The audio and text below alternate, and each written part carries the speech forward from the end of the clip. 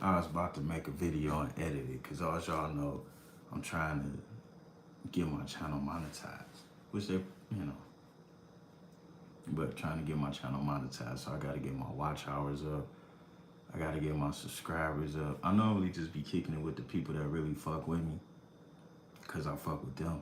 But now being on YouTube, since they took the channel, since they shut my channel down after watching that movie,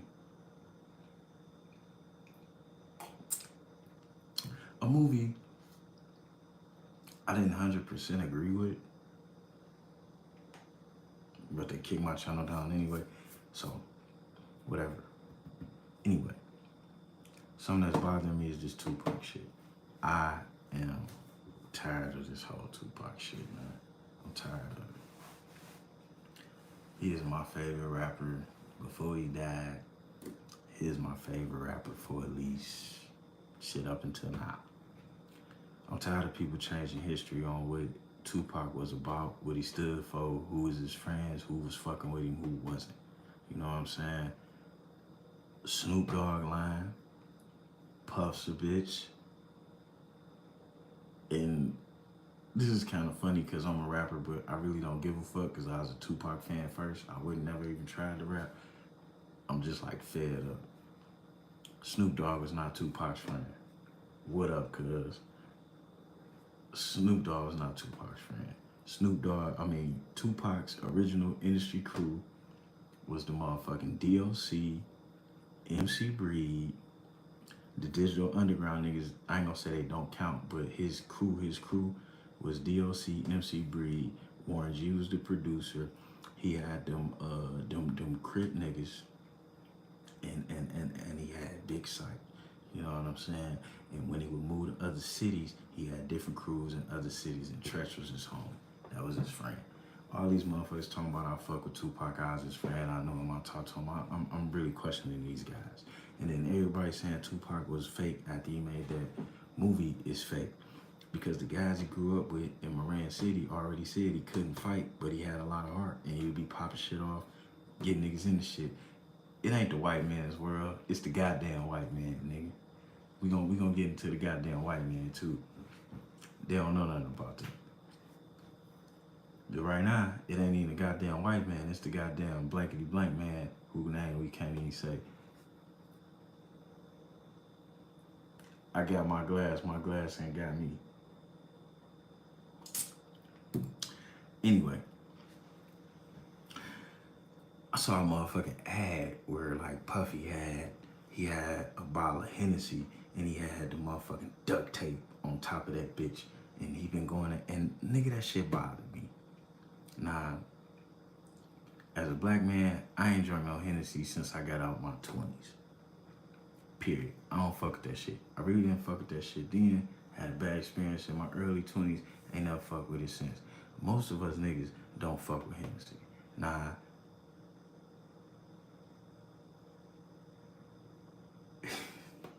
This is what make Puff even double wrong. You know what I'm saying? In one way, I respect the movie that he did. No, let me quit lying. As a hustler, I really respect the movie he did. As a Tupac fan, I don't. So I'm conflicted, which is typically my thing with this nigga Puff. I'm conflicted. But I respect it, but I ain't like it. Hennessy do make people act like that. It do.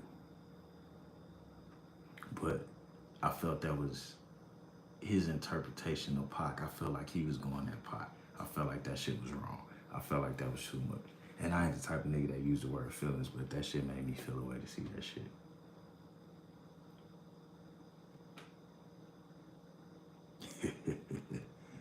Right.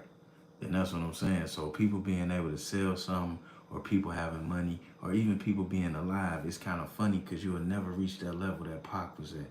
And this man I had to do the math. He been dead 26, 27 years. He's still selling more records than y'all. He's still more relevant. The shit he said back then is still more pertinent. And Puff could change his name to Love, but he can't show the same amount of love that Pac showed. So fuck yeah, I'm offended. And I'm offended when they let bullshit people work on this movie and put him in documentaries. And I'm offended when I go see the Tupac movie and it's more about how Snoop Dogg felt, or it's more about what this person was going to. They got Snoop Dogg real voice in there, all this bullshit, but it ain't about Pac. And as a true Pac fan, I know a lot of y'all, I hate to show my age, but like I'm damn near 40. A lot of y'all don't know Pac like I knew Pac. You know what I'm saying? That was one of the first CDs I was allowed to buy. It was his first CD. You know what I'm saying? But listen to the nigga for a long time. In 96, between fucking 97 to 2000, the nigga put out like 20 CDs, man. I had all them bitches. Bootleg. Horrible thing to do. Then I turned around and bought the remix, produced version for money. So like, yeah, I'm a different fan. I actually walked to Kendrick's record store and I bought them fucking CDs. And Kendrick's wasn't like buying at Best Buy. Best Buy sell you a double CD for $17, $18. Kendrick, that motherfucker $27.99. Period.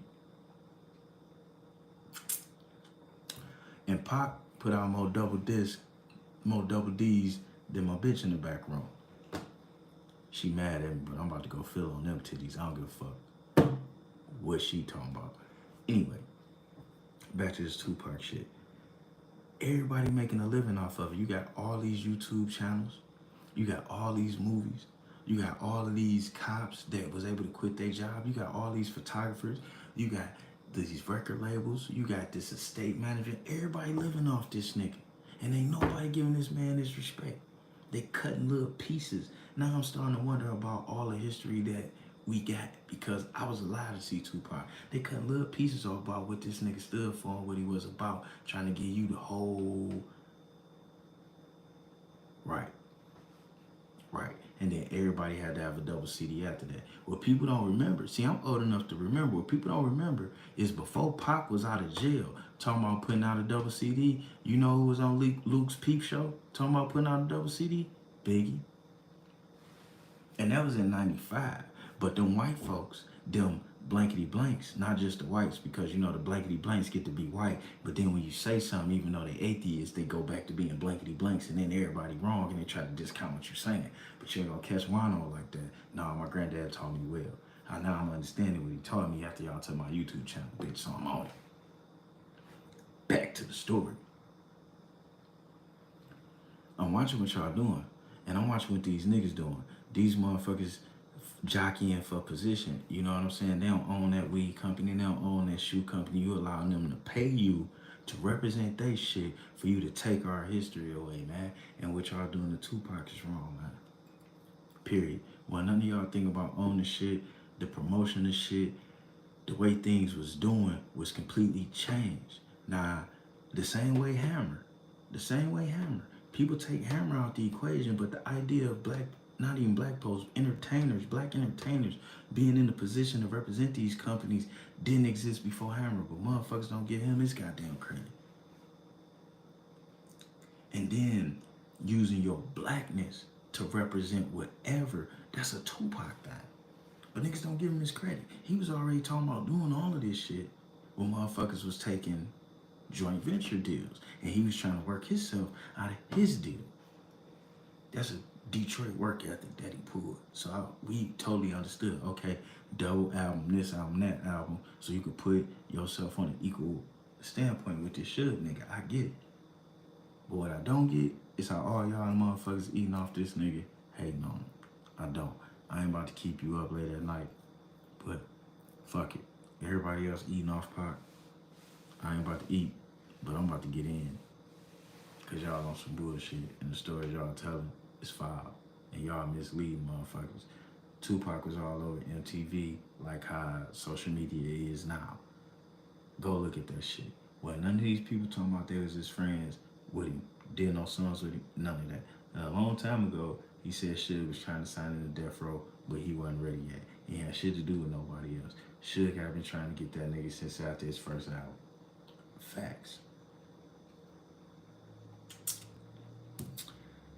We gotta quit making each other look bad by trying to make ourselves look better. All we gotta do is get our cheddar and say who we are, and people gonna look at us as how we be. But we ain't gotta take nobody else's shine. I'm sick of that shit. Sick of it. You motherfuckers have a good night. I'm gonna do a more presented version of this video. You know what I'm saying? Yo, side note, people be talking about me and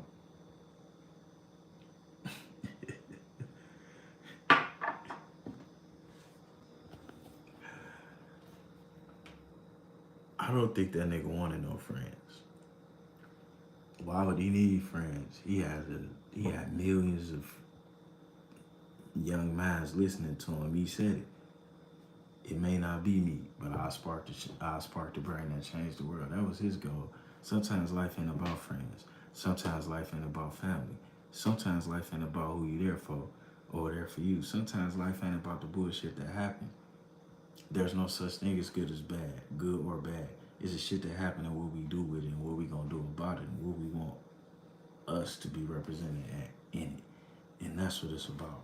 For me, you, them, they, whatever. You know what I'm saying? When the motherfucker, when that shit happened, when the nigga shot me, you know what I'm saying? I thought about my position in life. I thought about what I was fighting for. Now, you think you're gonna think about your bitch cheating on you or the money you lost, or you don't think about none of that. You think about what it is you fighting for and if it's worth you fighting for that. Or dying for that.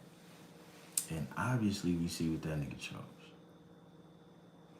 Like, so the disrespect, like, I'm tired of it. You know what I'm saying? We gotta pick to respect somebody so they can start to respect everybody. But we can't just keep going back in the past, sullying niggas. We can't keep jumping into the future, sullying niggas. And every time somebody got something to say, we kill him first. We do him first. He he a sex offender, he this, he that. We kill him first. Now, when that Harvey Weinstein did what he did, you ain't see a bunch of Jewish people come out and say nothing about him. Roman Polanski, that's Polish. You ain't see the Polish people killing it. I can go on and on and on. People shame they folks all the time. The only difference between them and us is we feel like we gotta jump on the back too. Like, okay, R. Kelly fucked up. We ain't gotta say nothing about that shit. I knew old niggas picking up young bitches was wrong when I was in high school and I couldn't get the pussy out on it. Shit. You ain't have to arrest R. Kelly for that. Shit, I knew it was wrong then, shit. How the fuck I'm compete with this nigga? This 30-year-old nigga working at Chrysler with Cadillac. How do I know that? How I'm compete with that? I'm 16. Fucking the shit out of my bitch, taking ginseng and shit. I got stamina at this point. But I ain't even learned the breathing techniques to keep you from busting the load. I ain't learned to jack off. I don't know none of this shit. I gotta compete with that. So yeah, I mean, fuck R. Kelly. But not fuck R. Kelly. You're right, at high schools, yes. You've seen niggas, old niggas, picking up the bitches you wanted to fuck too. I know. So you had to be out there stripping, male dancing. You had to do something real extra to be a teenager getting the pussy you wanted. Anyways, man, I'm about to get the fuck off here. You know what I'm saying? I don't want to say too much, do too much. We out.